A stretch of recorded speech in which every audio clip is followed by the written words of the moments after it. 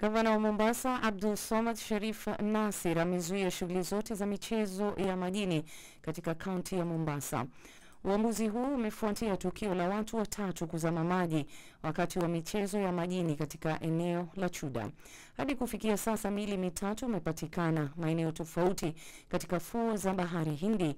Miili hiyo ilitambulika kama Caleb Otieno mwenye umri wa miaka 21, Stephen Karembo mwenye umri wa miaka 23 na Thomas Wanyonyi mwenye umri wa miaka 24, ambayo inahifadhiwa katika hospitali ya Coast General. Hata hivyo, serikali ya kaunti ya Mombasa imekana kutoa kibali ya kuendesha mashindano hayo.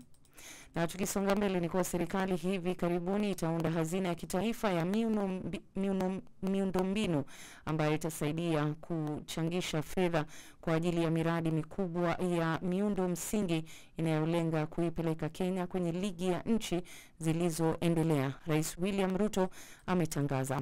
Rais alieleza kuwa mfuko huu utasaidia serikali kuzalisha nishati ya uhakika kwa uzalishaji wa umeme na viwanda, mabwawa ili kuhakikisha usalama wa chakula na umwagiliaji, na kupanua mtandao wa barabara ili kuboresha mawasiliano ya kitaifa na kikanda. Na kwenye rubaa za kimataifa ni kuwa rais wa Marekani Donald Trump, baada ya kufungua mkutano wa kilele wa amani nchini Misri pamoja na rais Abdul Fattah al-Sisi, Trump amekuwa akisalimiana na viongozi wa dunia waliohudhuria kikao hicho huko Misri. Lengo la mkutano huu wa kilele wa Sharm el-Sheikh kuweka shinikizo la mwisho juu ya makubaliano ya kina ya kumaliza vita katika ukanda wa Gaza.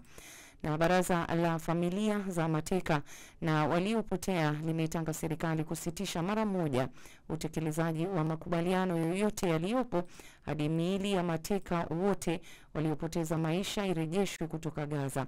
Mapema leo baraza hilo lilieleza kuwa liliarifiwa kwamba ni miili ya mateka 4 tu ndio ingerejeshwa.